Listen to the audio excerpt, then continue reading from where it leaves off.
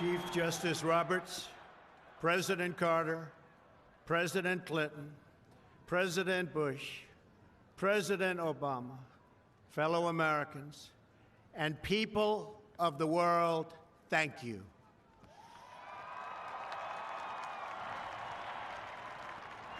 We, the citizens of America, are now joined in a great national effort to rebuild our country and restore its promise for all of our people. Together, we will determine the course of America and the world for many, many years to come. We will face challenges. We will confront hardships, but we will get the job done. Every 4 years, we gather on these steps to carry out the orderly and peaceful transfer of power. And we are grateful to President Obama and First Lady Michelle Obama for their gracious aid throughout this transition. They have been magnificent. Thank you.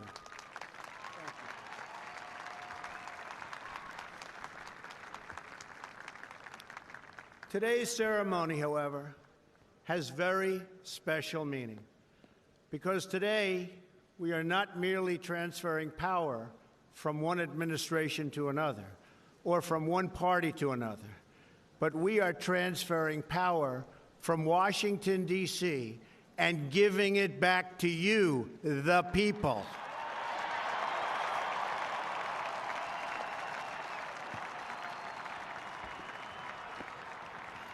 For too long, a small group in our nation's capital has reaped the rewards of government while the people have borne the cost.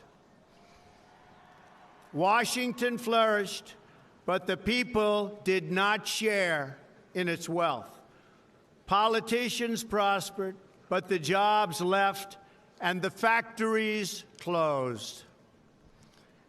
The establishment protected itself, but not the citizens of our country. Their victories have not been your victories. Their triumphs have not been your triumphs. And while they celebrated in our nation's capital, there was little to celebrate for struggling families all across our land.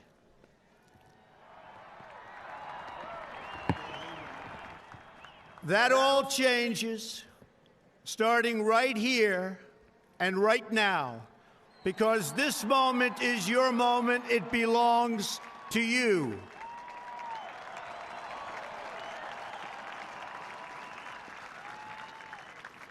It belongs to everyone gathered here today and everyone watching all across America. This is your day. This is your celebration. And this, the United States of America, is your country.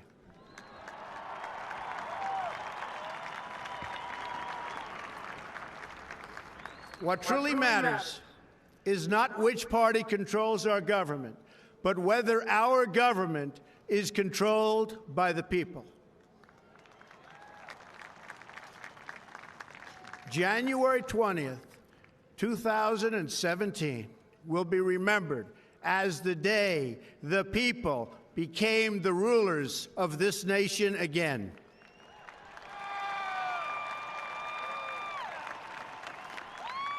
The forgotten men and women of our country will be forgotten no longer.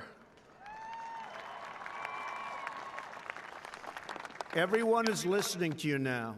You came by the tens of millions to become part of a historic movement, the likes of which the world has never seen before. At the center of this movement is a crucial conviction that a nation exists to serve its citizens. Americans want great schools for their children, safe neighborhoods for their families, and good jobs for themselves. These are just and reasonable demands of righteous people and a righteous public. But for too many of our citizens, a different reality exists. Mothers and children trapped in poverty in our inner cities, rusted out factories scattered like tombstones across the landscape of our nation, an education system flush with cash, but which leaves our young and beautiful students deprived of all knowledge. And the crime, and the gangs, and the drugs that have stolen too many lives and robbed our country of so much unrealized potential. This American carnage stops right here and stops right now.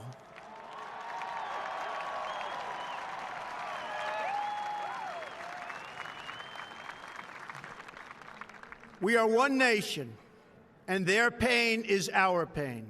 Their dreams are our dreams, and their success will be our success. We share one heart, one home, and one glorious destiny. The oath of office I take today is an oath of allegiance to all Americans.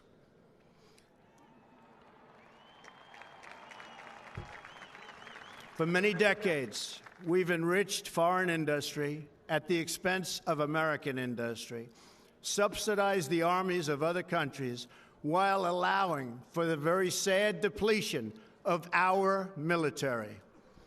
We've defended other nations' borders while refusing to defend our own.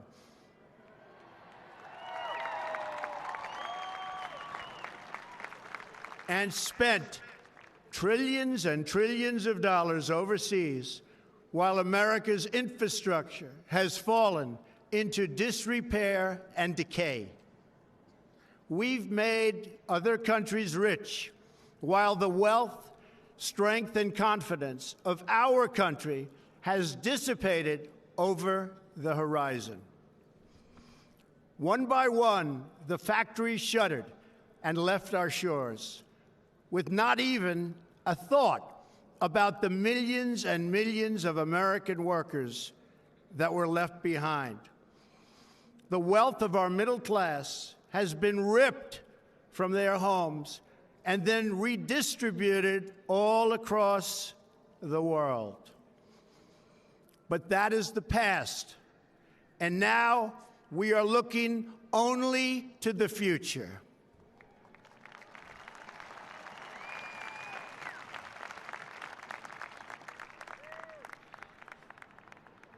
We assembled here today are issuing a new decree to be heard in every city, in every foreign capital, and in every hall of power. From this day forward, a new vision will govern our land. From this day forward, it's going to be only America first. America first.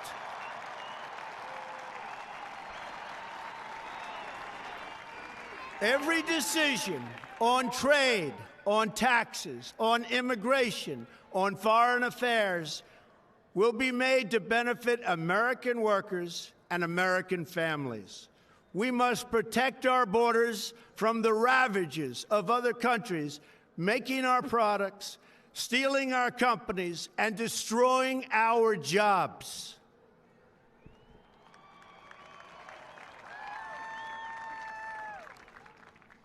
Protection will lead to great prosperity and strength. I will fight for you with every breath in my body, and I will never, ever let you down.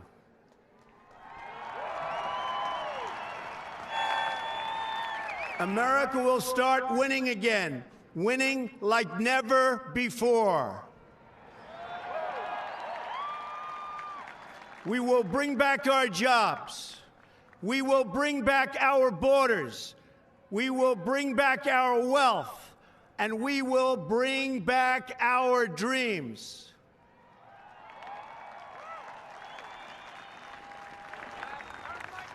We will build new roads and highways and bridges and airports and tunnels and railways all across our wonderful nation. We will get our people off of welfare and back to work, rebuilding our country with American hands and American labor. We will follow two simple rules: buy American and hire American. We will seek friendship and goodwill with the nations of the world, but we do so with the understanding that it is the right of all nations to put their own interests first.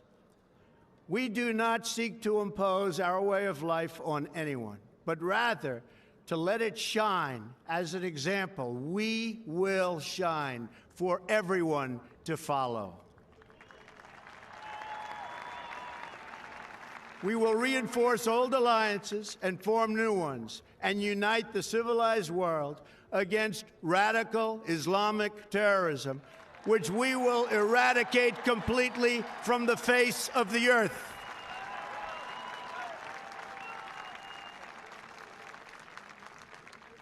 At the bedrock of our politics will be a total allegiance to the United States of America. And through our loyalty to our country, we will rediscover our loyalty to each other. When you open your heart to patriotism, there is no room for prejudice.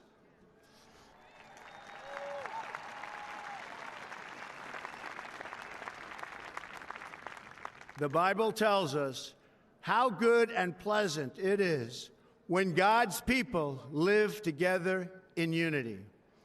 We must speak our minds openly, debate our disagreements honestly, but always pursue solidarity. When America is united, America is totally unstoppable.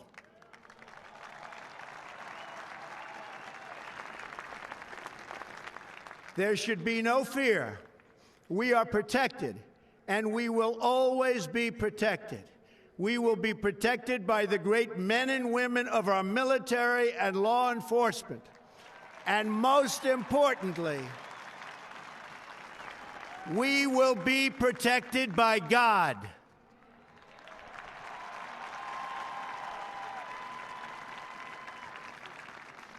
Finally, we must think big and dream even bigger. In America, we understand that a nation is only living as long as it is striving. We will no longer accept politicians who are all talk and no action, constantly complaining but never doing anything about it.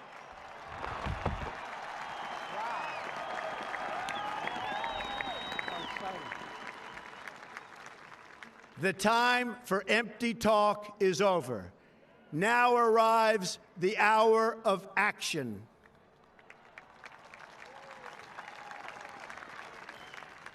Do not allow anyone to tell you that it cannot be done. No challenge can match the heart and fight and spirit of America. We will not fail. Our country will thrive and prosper again.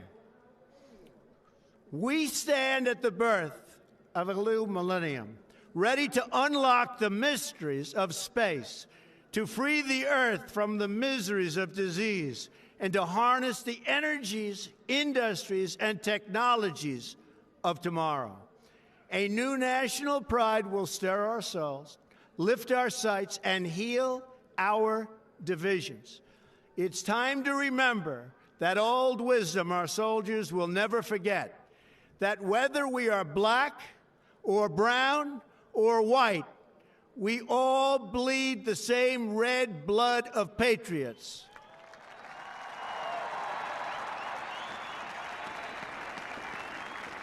We all enjoy the same glorious freedoms, and we all salute the same great American flag.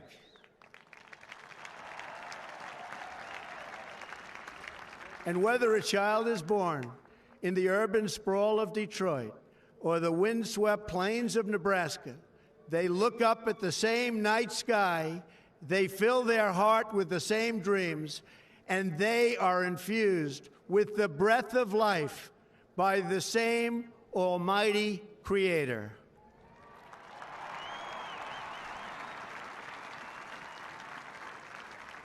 So to all Americans, in every city, near and far, small and large, from mountain to mountain, from ocean to ocean, hear these words: you will never be ignored again.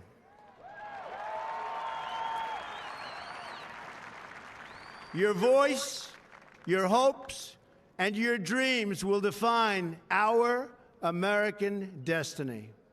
And your courage and goodness and love will forever guide us along the way. Together, we will make America strong again. We will make America wealthy again. We will make America proud again. We will make America safe again. And yes, together, we will make America great again. Thank you, God bless you, and God bless America. Thank you. God bless America.